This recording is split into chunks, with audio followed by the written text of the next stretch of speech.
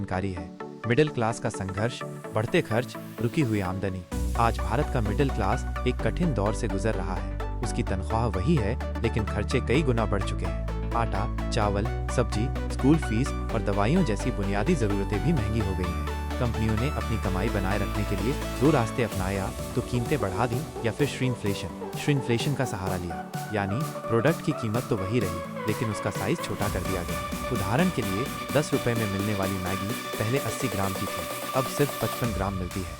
इसी तरह विम साबुन 155 ग्राम से घटकर 135 ग्राम का हो गया है। टैक्स का असमान भार। मिडिल क्लास की पूरी कमाई पर टैक्स लगता है, जबकि बड़ी कंपनियां सिर्फ मुनाफे पर टैक्स देती हैं। कुछ सेलिब्रिटीज और कॉर्पोरेट्स टैक्स बचाने के लिए खुद को किसान घोषित कर देते हैं। उदाहरण के लिए शाहरुख खान की बेटी सुहाना खान ने 2.91 करोड़ रुपए की जमीन खेती के नाम पर खरीदी, जबकि अमिताभ बच्चन ने भी खुद को यूपी का किसान बताकर टैक्स लाभ उठाया था। टू व्हीलर भी लग्जरी बन गई।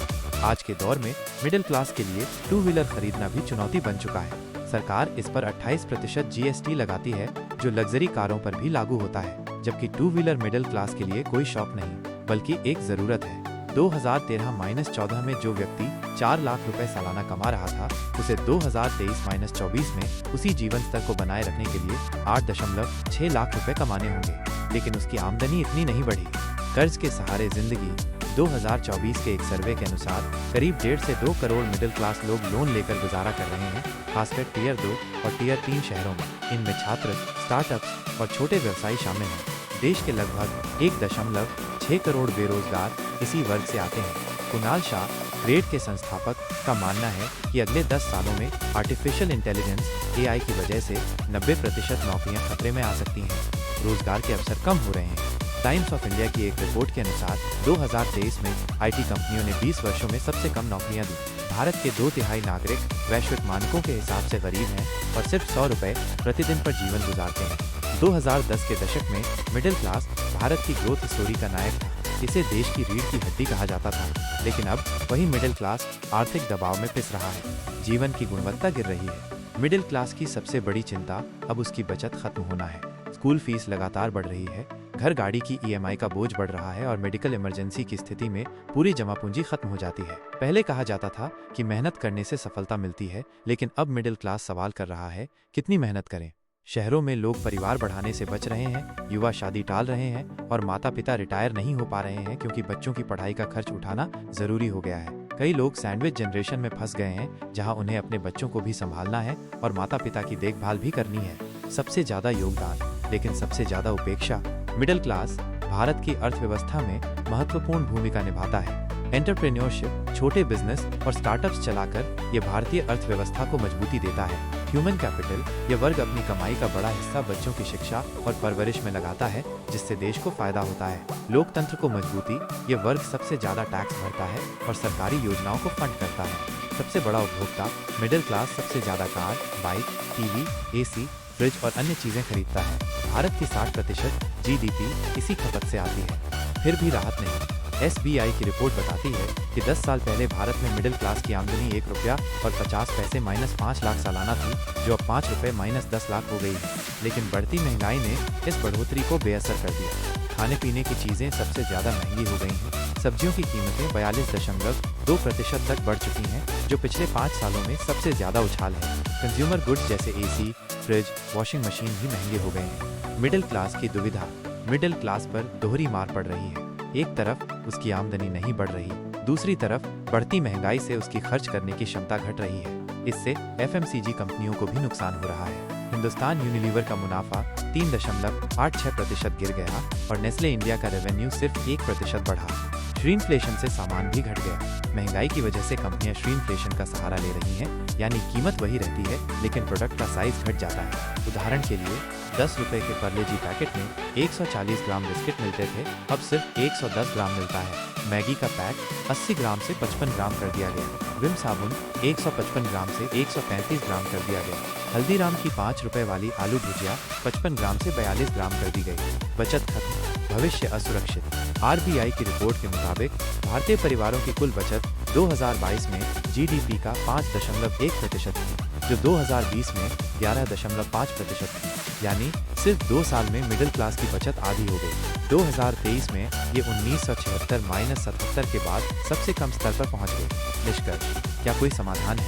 मिडिल क्लास का यह आर्थिक संघर्ष इस बात को साफ करता है कि अब नीतियों में बदलाव की जरूरत है। सरकार को टैक्स सिस्टम में सुधार करना होगा, खासकर टू व्हीलर और रोजमर्रा की चीजों पर जीएसटी कम करना चाहिए। मिडिल क्लास को भी बेहतर फाइनेंशियल प्लानिंग करनी होगी, जैसे हेल्थ इंश्योरेंस, टर्म इंश्योरेंस और बचत पर ध्यान देना जरूरी है। नौकरियों के अवसर बढ़ाने के लिए सरकार और प्राइवेट सेक्टर को मिलकर काम करना होगा।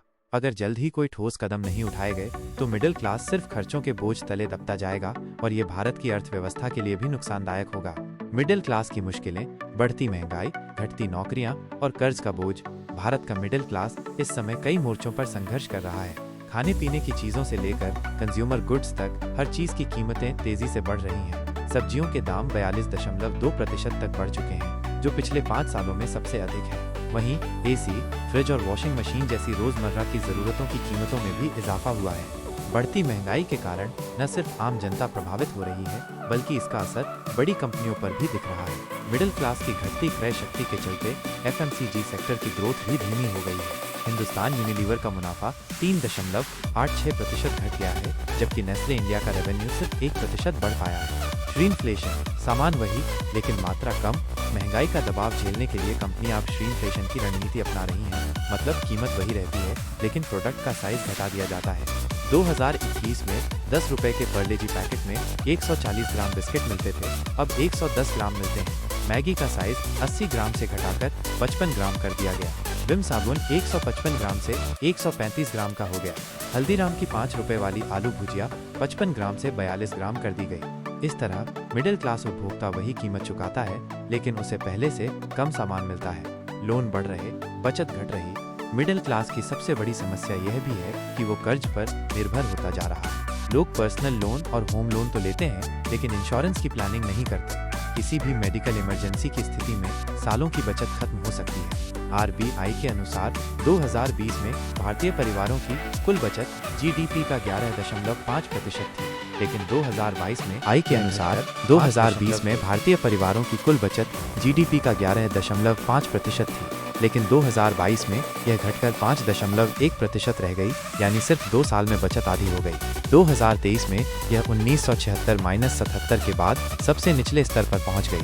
टू व्हीलर भी लग्जरी बनता जा रहा है। मिडिल क्लास के लिए टू व्हीलर कोई शौक नहीं, बल्कि एक जरूरत है, लेकिन सरकार इस पर 28% जीएसटी लगाती है, जो लग्जरी कारों पर लगने वाले टैक्स के बराबर है। इस वजह से टू व्हीलर खरीदना भी आम आदमी के लिए मुश्किल हो गया है।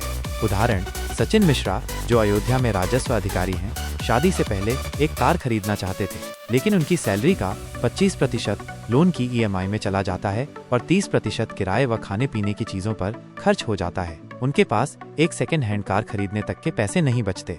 ये सिर्फ उनकी ही नहीं, बल्कि लाखों मिडिल क्लास लोगों की कहानी है।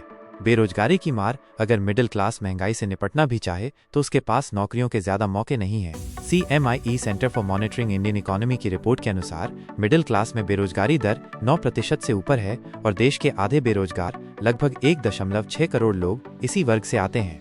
इंटरनेशनल लेबर ऑर्गेनाइजेशन ILO और इंस्टीट्यूट फॉर ह्यूमन डेवलपमेंट की रिपोर्ट बताती है कि भारत में 83% बेरोजगार 15 से 29 साल के युवा हैं। नौकरियों को लेकर बढ़ती असुरक्षा न केवल नई नौकरियां कम हो रही हैं, बल्कि जो लोग नौकरी में हैं वे भी खुद को असुरक्षित महसूस कर रहे हैं। 2024 लोकसभा चुनावों से पहले किए गए CSDS लोक नीति सर्वे में 62% लोगों ने कहा कि नौकरी मिलना 5 साल पहले की तुलना में अब ज्यादा मुश्किल है। ADP रिसर्च इंस्टीट्यूट के 2023 के सर्वे में 47% भारतीय कर्मचारियों ने कहा कि वे अपनी नौकरी को लेकर असुरक्षित महसूस करते हैं। 57.6% लोग अब सेल्फ एम्प्लॉयड स्वरोजगार की तरफ बढ़ रहे हैं, क्योंकि अच्छी सैलरी वाली नौकरियां कम हो रही हैं। AI एक नया खतरा।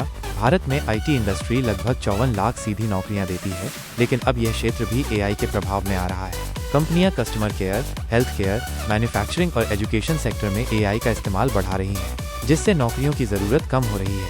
पहले जहां 10 लोग एक काम करते थे, अब वही काम 2 लोग और AI टूल्स मिलकर कर सकते हैं। 67.5% इंजीनियर्स का मानना है कि AI के कारण उनकी नौकरियां खतरे में हैं। तेलंगाना में इंजीनियरिंग कॉलेजों की सीटें 70% तक कम कर दी गई हैं, जिससे प्रोफेसर्स की नौकरियां भी खत्म हो रही हैं। क्या कोई समाधान है? मिडिल क्लास की ये स्थिति दर्शाती है कि सरकार और कंपनियों को मिलकर इस वर्ग को राहत देने के उपाय करने होंगे। टैक्स सिस्टम में सुधार, टू व्हीलर और रोजमर्रा की चीजों पर जीएसटी कम करने की जरूरत है। रोजगार बढ़ाने पर ध्यान, नई नौकरियां पैदा करने के लिए इंडस्ट्री और स्टार्टअप्स को सपोर्ट दिया जाए।